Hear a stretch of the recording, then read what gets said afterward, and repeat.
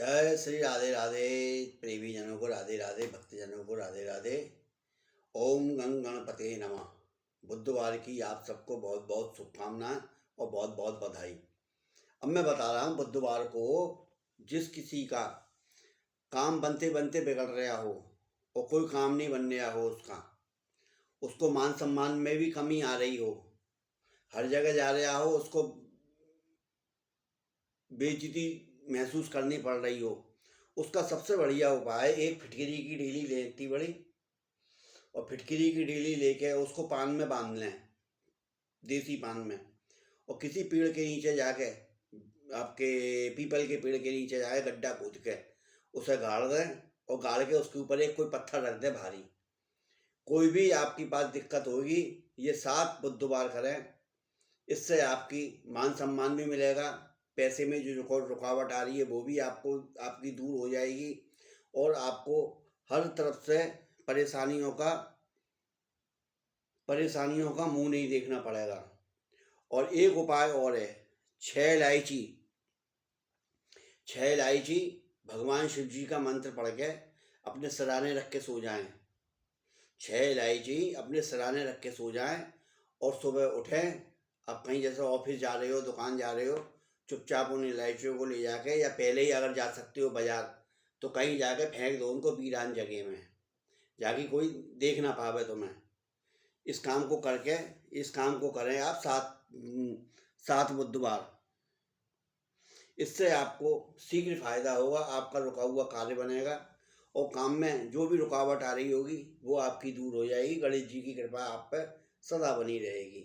और गणेश जी की पूजा करें, दूध ले जाएं, दूध से गणेश जी को स्नान कराएं, हरी मूंग रखें, दूर्वा रखें, और 2 लड्डू का भोग लगाएं। एक लड्डू को वहीं पे छोड़े आएँ, और एक लड्डू अपने संग घर ले आएँ, जो घर परिवार के उसका प्रसाद पाएँ और बाहर वाले को ना दें। और वैसे बांटना हो तो तुम और कुछ ले आओ, उसका भी भोग लगा कर बांट दो, मगर जो 2 लड्डू आपने भगवान पे चढ़ाए हैं, तो एक लड्डू को तो वहीं छोड़े आओ और एक लड्डू अपने संग ले आओ।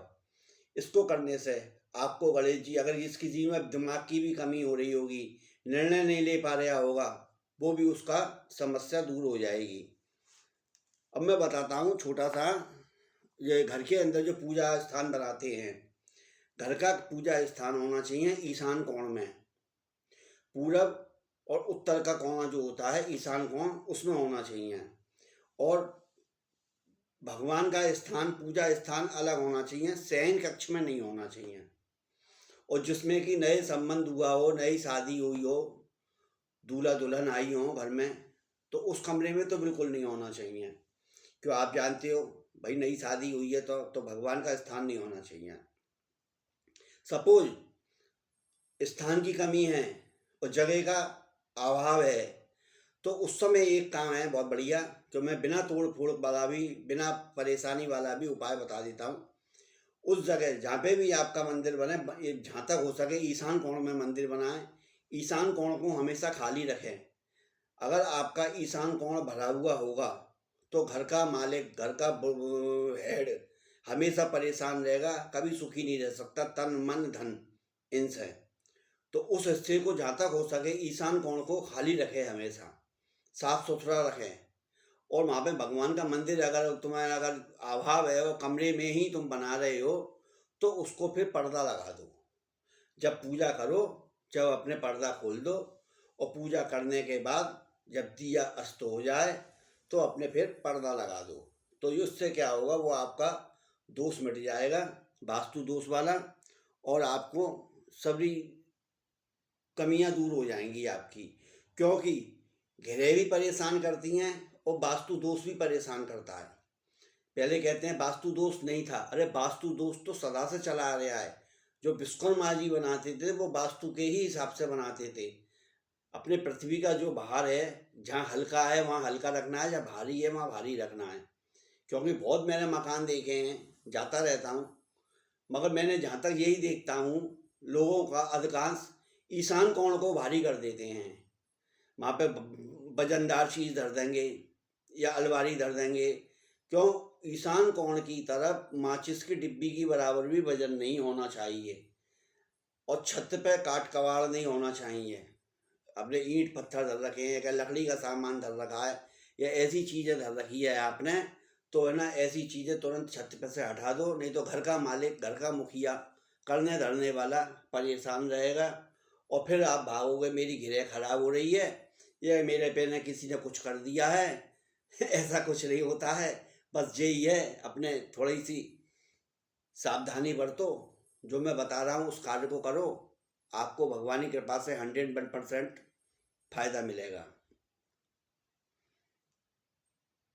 और रसोईया के अंदर तो भगवान का स्थान कभी नहीं बनाना चाहिए, क्योंकि रसोईया में अग्नि होती है।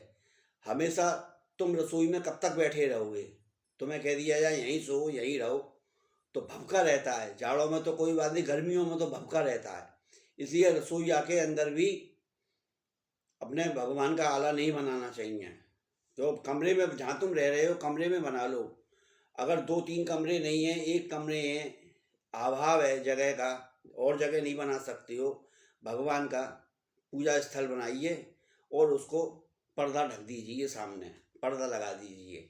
अगर घर के अंदर क्रोध ज़्यादा है तो पीले रंग का पर्दा लगाएं, और शांति व्यवहार है तो लाल रंग का पर्दा लगाएं, और पर्दे पे जय श्री राधे या जय श्री राम, राधे कृष्ण, सीताराम, कुछ भी आप अपने लिख सकते हो, लिख के अपने भगवान के गाड़ी लगा सकते हो। आज के आनंद की जय जयकार हो। जय श्री राधे राधे श्याम की जय।